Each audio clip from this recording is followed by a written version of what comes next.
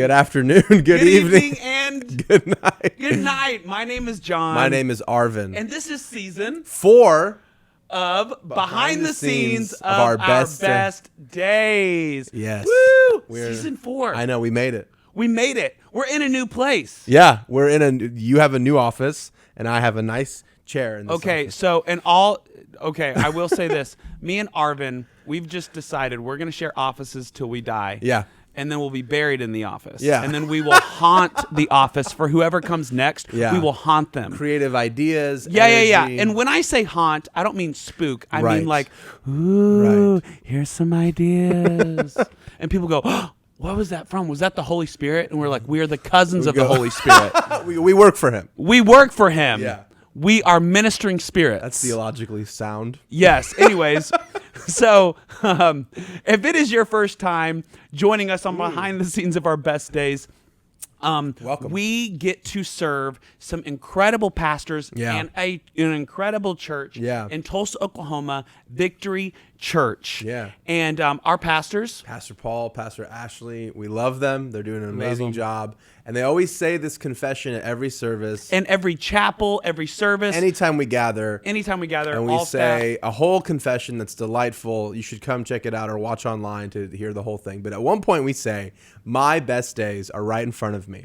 And so we have been in church. Both of us have been in church all of our lives, and or most of them. I've gone to the bathroom 4 times, but most of the time I'm in the church. And we understand that the best days of God's will for our life is happening, but there is a behind the scenes of every best day. And that's what this podcast was born out of, was conversations we were having behind the scenes about the best days that help make the best days more realistic. More realistic, and also a structure that God builds within us to hold the best days. Exactly. So that is our confession, and that we've had. So the cool thing that we get to be part of, we get to be part of the production department. It is called the U. It's actually in the shape of a U. There's no spiritual significance to it. But anyways, and the one of our producers, the guy who's filming this, Caleb Toronzo, every week he gets to film this thing called A Story of Victory. And within the Story of Victory, we actually interview people of how and why they found victory. And a lot of them bring up this confession, and they go, I began to weep in the middle of the service. Right. They're like, I don't really remember the sermon. I don't really remember the worship. Sure. But when everyone stood up and they said, my best days are right in front of me, I stopped believing that. Right. And so I came to church kind of as like a last second hope. Right. Or, and so whenever you said that, it struck me because I didn't really believe it. And we hear all these stories, of people who are like, well, I don't believe it. Or people post about their best days. Sure.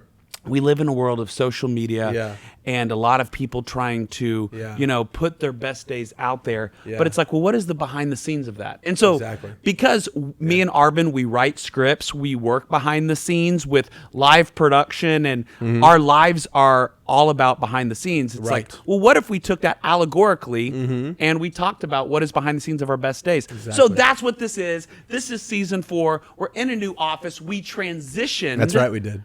That's right. There was a lot of transition happening at Victory within the last few months. Yeah. And it was really, really great. I remember, I got in trouble multiple times in college and got removed, actually kicked out. That's wild. Yeah. Yeah. It's not so my dad is the pastor of Victory. Victory was right across the street from this university that I went to. Every time I got in trouble, one of the security guards went to our church and had my dad's number.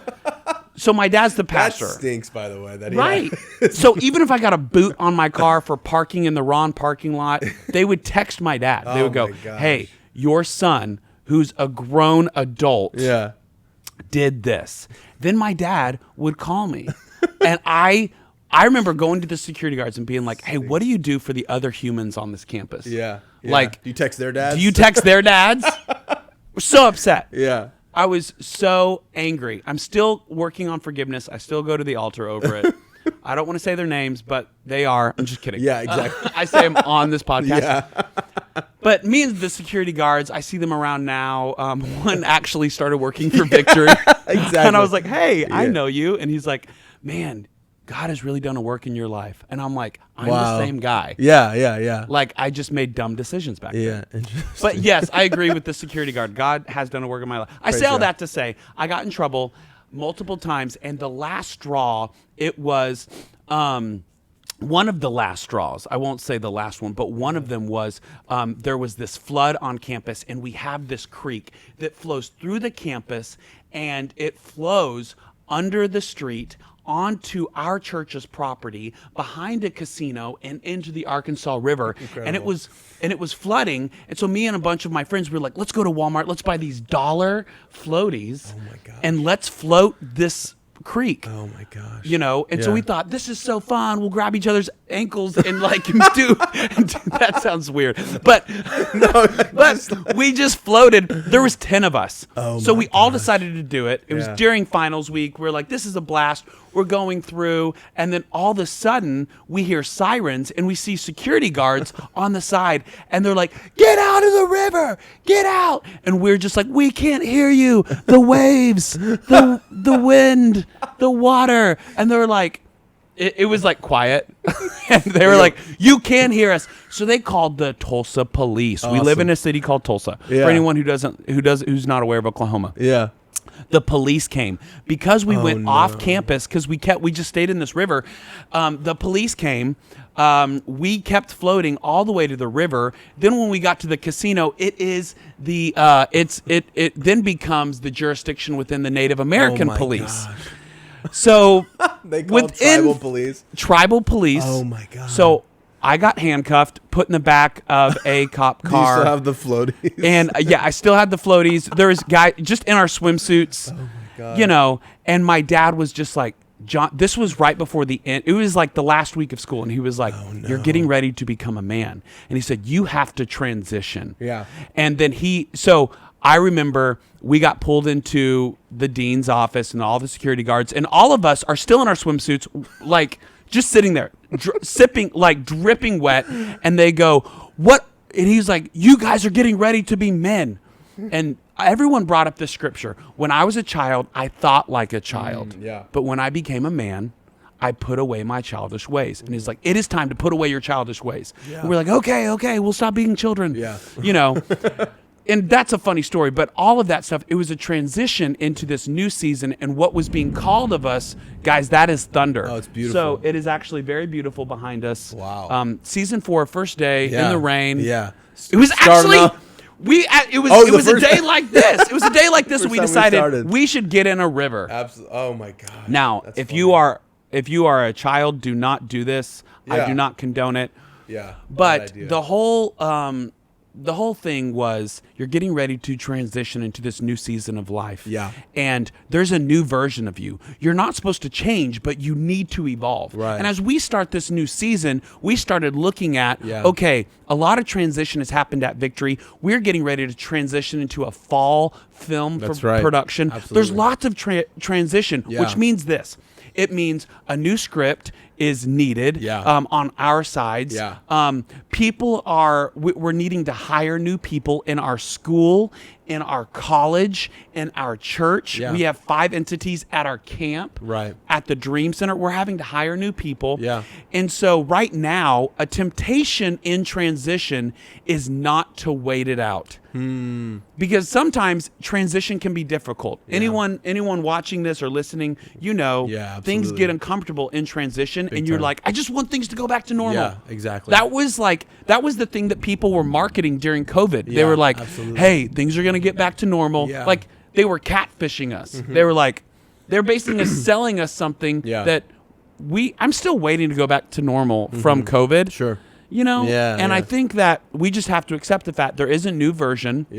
But also at the same time, what are some temptations with all of us, whether we are senior citizens, whether we're single, whether we're divorced, whether we're in high school or in college, or whether we're dating, or whether we're thinking about dating, or it's complicated. What is a temptation that comes up in the middle of transition? Absolutely. Okay, so we've been discussing this a lot lately, just around victory in general. John and I have been talking about it. And so transitions of any kind force you to do two things. They force you to realize, and they force you to choose. Number one, they force you to realize, if you haven't, or they force you to remember that you're not in control.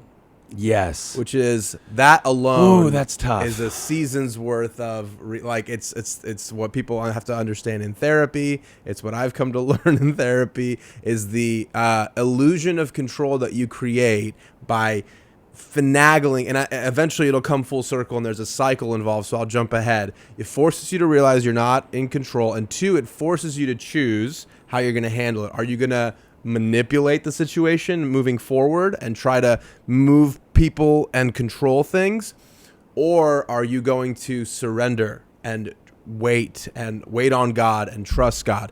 If you choose to manipulate, then you are resubscribing to the illusion that things are and should be within your control. So it's a cycle of something happens that is not in my control, so I manipulate people, I manipulate myself, I manipulate ideas to once again tell myself I've regained control, but then transition's going to force me to realize I don't, and so it's like a terrible cycle going down.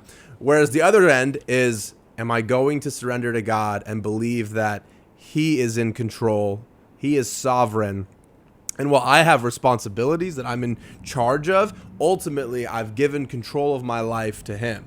And so it's a 1 degree change each time, but that's how you can, over a 1 year period or a 10-year period, find yourself in two very separate places. Same person, same dreams and intentions, but the methods by which you go about doing everything force you to either maintain things by your own control and manipulation, or actually trust God for real and not just in a cheesy Christian way. So we're going to hit on ministry, relationships, and our current project right now, which we're going to be releasing in October of 2022, a film that we got to collaborate with Pastor Paul on, and we're super excited about it. Absolutely. But anyways, so first off, relationships.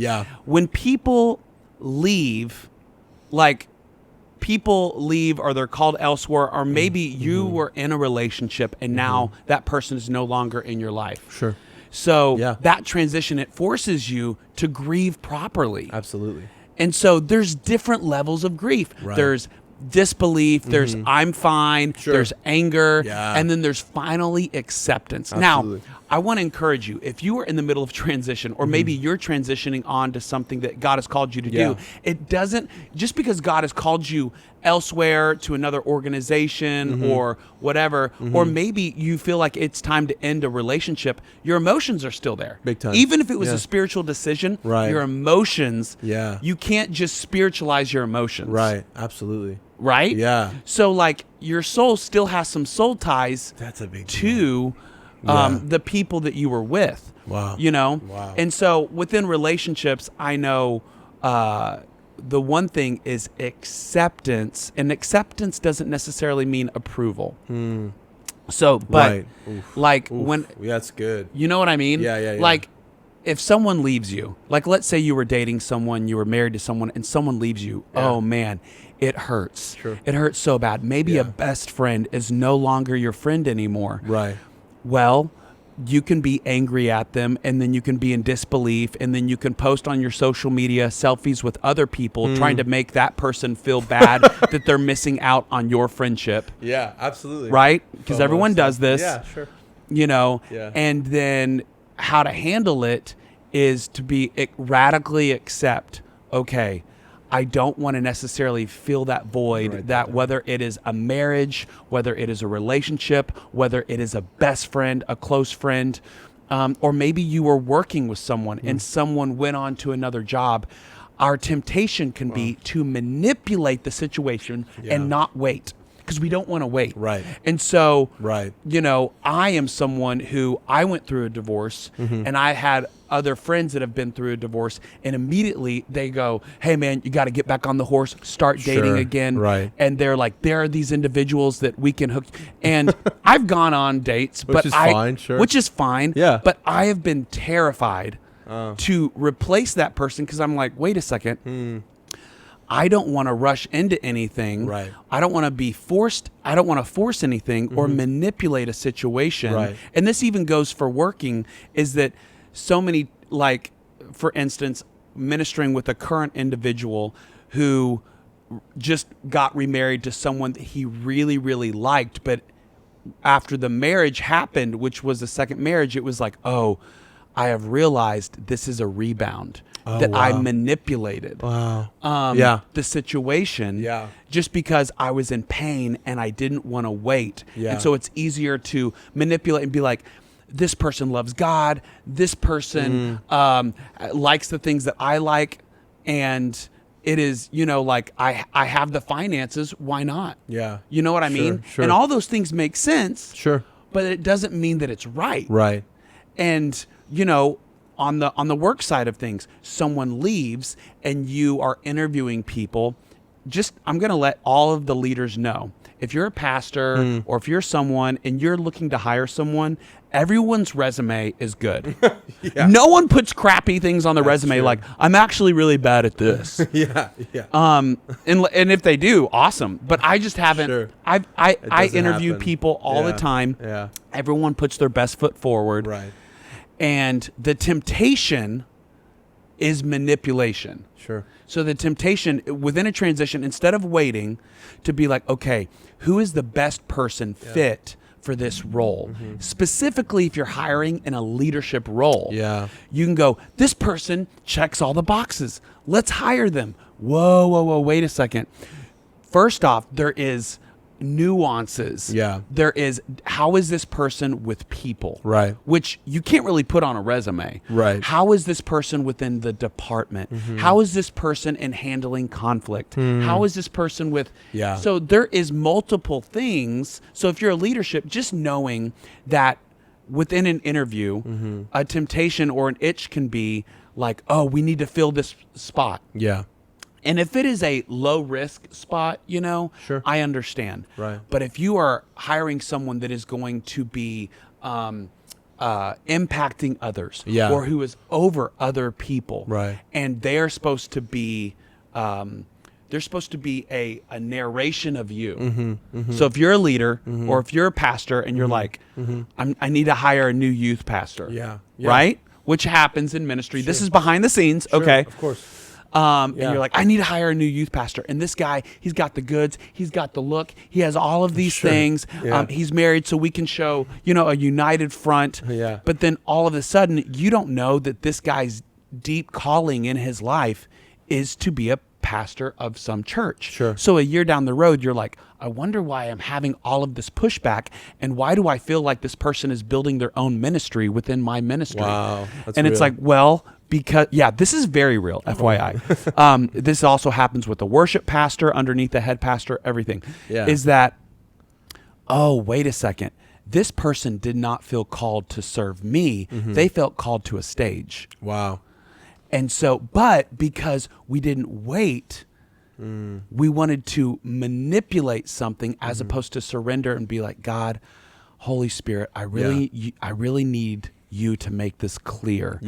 On who I should be hiring, on within this next season of my relationships, who is it that I should open up to allow them to be my best friend or to even be dating this person. Dating is different than being in a relationship. If you are deciding to I'm going to become vulnerable with this individual, then you really don't want to manipulate something just because you think, oh, well, I just don't want to be alone. That's an awful reason to be in a relationship. Big time. Oh my gosh. Anyways, so the big example I think of with this is David, because for all in the Bible. Yes, in the Bible, there's this King David in the Old Testament, and he's lauded as like, this is the kind of person to be. And for all the mistakes he makes throughout his life, the one thing that he consistently does that seems to continually elevate him is that he waits on God. And when he wants to make decisions, he will go back to God. There's even examples of where he's literally leading an army in battle. And every time that they're approaching a new situation, a new conflict, a new season of transition, he pauses. He goes to the Lord. He asks for instructions. And the instructions from God in each season are different. So God being the same says, here in this battle, do it this way, meaning that there is wisdom and discernment available to a person who knows God to pause. If there's ever a situation in your life where you feel like you don't have permission to pause and seek God's wisdom and discernment, that is not going to be a situation where you make a good decision.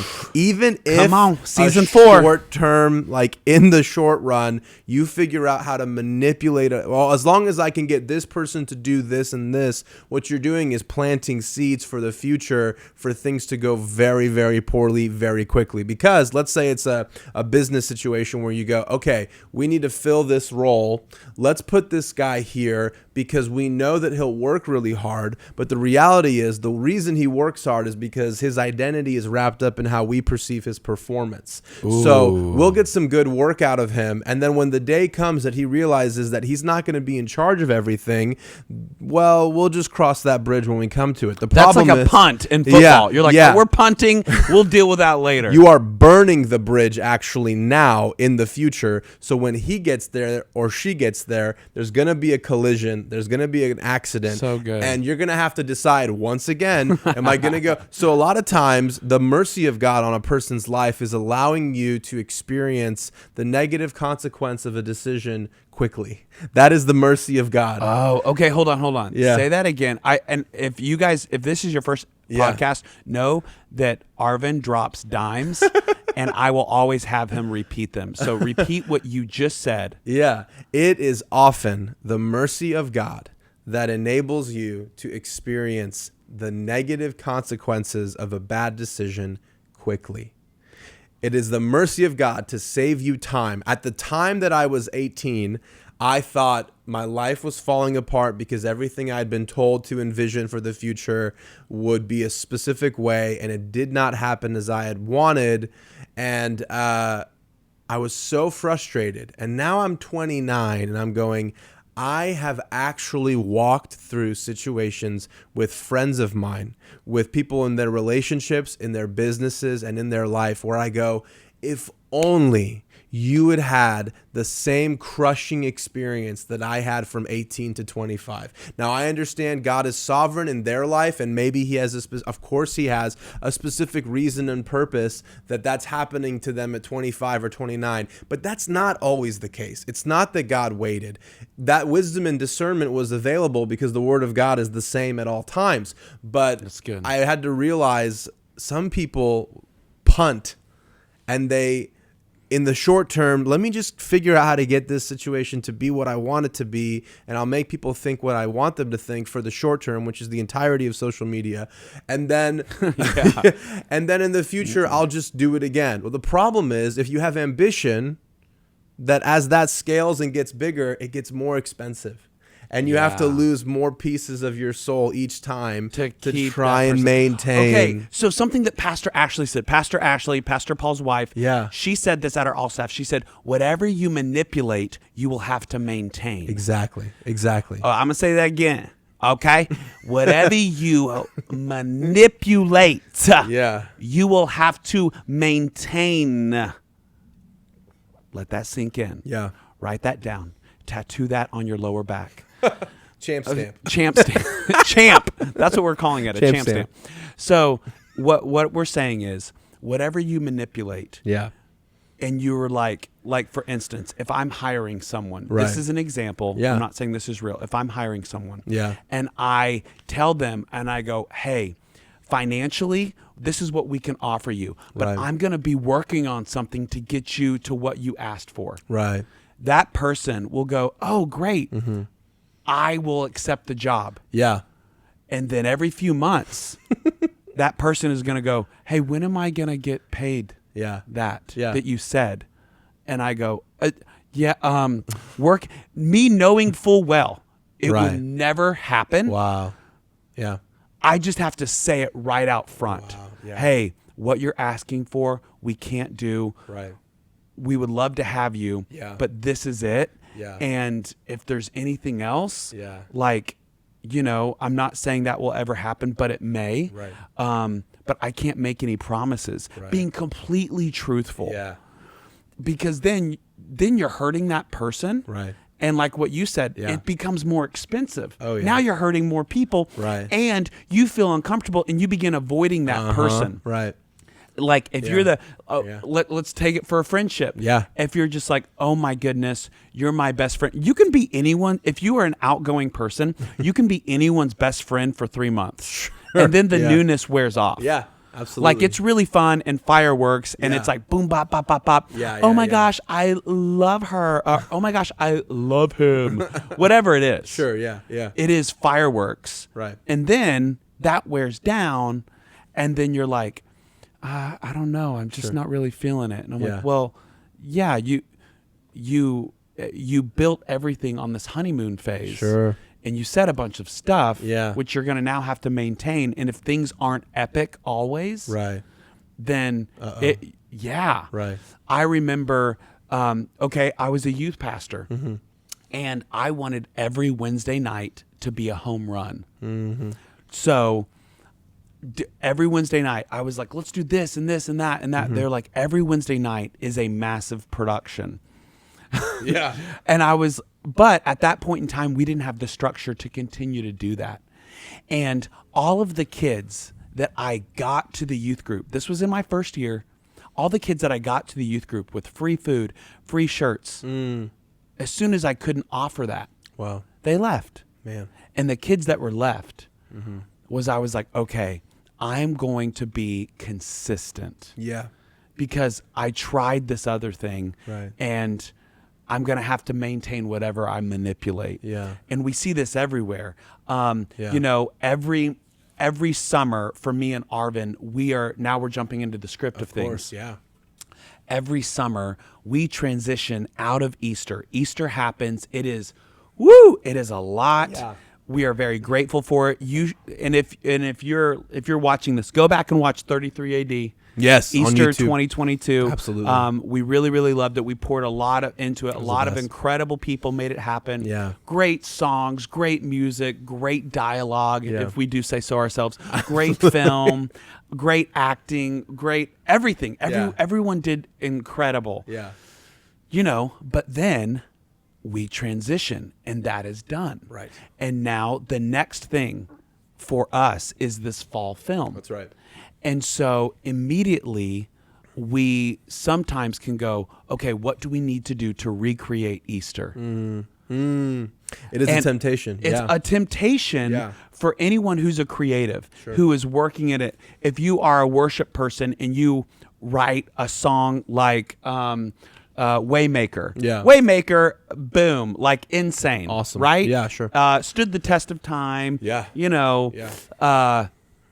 And so now something that is fearful is I'm going to have to write another song like Waymaker, which in reality, that song came from God. Right. Through an individual. Right. So you'd have to go back to God and be like, what is your new expression? Yeah. As opposed to manipulating something, Absolutely. putting it out there and being like, this is our next single. Yeah. And people going like, yeah, this ain't it. Yeah. It sounds good. Yeah, you the phoned words it are in. kind of good, but Sure. you know, so with us right now, it was a different approach. Yeah. You know, as we were praying, we had 4 or 5 ideas, and my temptation, John, as a dude, as we write these scripts, my temptation was I really, really want to do that, and I was getting really invested in a specific story. My mind was. Sure. Then we met with Pastor Paul and we were like, hey, what are you feeling for next fall? And he was like, well, what are you guys feeling? And we threw out a few things, and I have learned not to attach my heart so much to a script. Sure. Because I was like, he could say no, and then I would be upset at my brother. My brother is the pastor. Yeah. So that's a unique dynamic. Yeah. That's a behind the scenes. Yeah.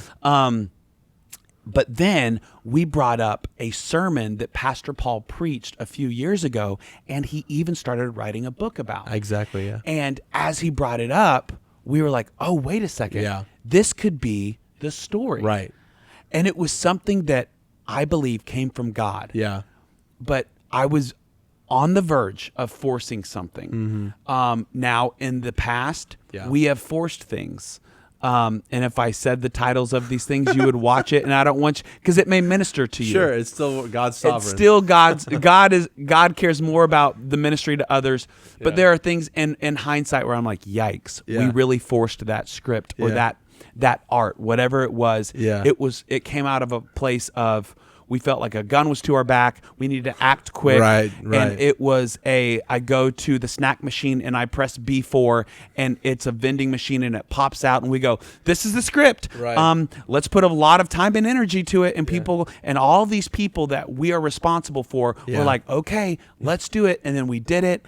And then it was like, yikes, this is tough. Yeah, absolutely. You know, and so anyways, this actually goes everywhere. So if you're listening to this and you're in the midst of transition, you know, what is unique, another dynamic for Victory Church is that we're actually casting a vision and raising money. We're in the middle of a campaign to hit on the 5 entities within our church: the camp, the church, the school, the Dream Center with like a swimming pool and splash pad for kids out there, awesome. And then our Bible college. All 5 places. While we're launching this campaign, while we're telling people that we believe this vision is from God. Yeah. Right? Absolutely. There were key people at all 5 of those entities within the last few months and they've been here for 10 years. Right. There are key people within those entities that left, not out of bad. God called them to new ministries elsewhere in other states. It's awesome. Victory, we know, is not a destination for everyone. It is some place where people serve. For some people, it's a destination. For some people, they're meant to be here for a season, and then God calls them elsewhere. Yeah. So now, this is a burden. Okay. We are still casting this vision, raising money, but people go, so who are we giving to? Because these entities, these individuals are no longer at these entities. And I will say this, if you're a leader, is that transition does not change the vision. If the vision is from God, transition does not change the vision. We learn this in the Bible with Moses and Joshua. There was a transition. But the people of Israel held on to the vision of the promised land. Moses was incredible. He was necessary for the wilderness. He was necessary to lead them out. But if you are walking through transition, let it not change your vision, and don't hire someone that is going to change the vision of what you believe God gave you. If you're a leader and you're in ministry, like, hire according to the goal of your vision, not to replace an individual. Absolutely. Because God may have a new expression, a new idea, and oftentimes the pain of waiting, and the awkwardness of people asking you questions and being uncomfortable in a relationship. Allegory of this is people going, when are you going to start dating again? Or blah, blah, blah, blah, blah, blah. Or, hey, I noticed that your best friend is now da da da da. Whatever it is. The pain of those questions, the pain of waiting is not as bad as the pain of jumping into hiring someone just so you no longer have to think about those questions or wait. Jumping into a relationship just so you won't have to be lonely. Or cranking out a script or a song for your worship department or the next book as a writer because you don't like the awkwardness of waiting. Is that is where in our weakness, in our waiting, that's where God is strong. And that it actually... If you feel uncomfortable, you are in the best place for increasing your trust and faith in God. Wow. Incredible. Well, as we close this episode, I want to say the last thing. It is so much easier to hear God's voice when you're still waiting on him instead of, it's happened to me a lot of times, I make a quick decision, manipulate a situation, and in the middle of maintaining what I've manipulated, I go, God, do you have any wisdom? And God goes, yeah, put the fire out that you started, and then we can start over, and I'll give you wisdom to rebuild, as opposed to saying, hey, before we build this, God, do you have any wisdom? So there are a lot of situations in your life where you catch yourself desperate to continue to control something, and you go, God, please help. Why isn't God helping me?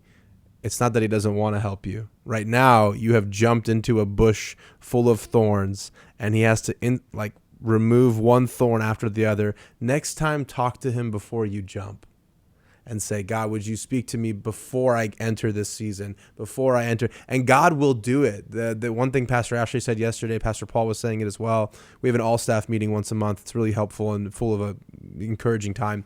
They said, my mind went blank as I said that. One thing they were saying yesterday was it's so much more worthwhile to trust God beforehand. He delights in giving you wisdom. He doesn't want to hold it back and watch you suffer.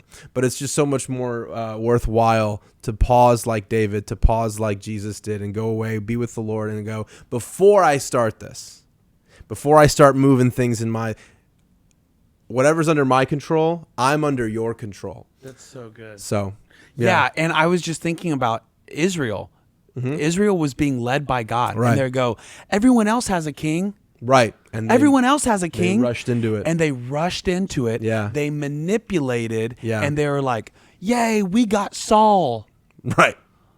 And they had to maintain what they manipulated. Right. And the prophet told the people, he said, I told you that you guys were being led by God, but you guys forced because then they started having issues with Saul. Sure. We don't like Saul. Well, you asked for a king. Yeah, you demanded one. Yeah. And in the midst of it, Saul, obviously, if I was an Israelite, I would feel bad for him. Yeah. Yes, he made bad decisions. Yes, he stopped trusting in God. And there's even even in his personal life, there's this podcast can relate. No, sure. But just as the people of Israel, and what God did was in the midst of it, yes, he brought in David, but it continues to go back of God was their leader. Right. And that's why they were called set apart. Yeah. So, I say that is that you may be looking at other people and you go,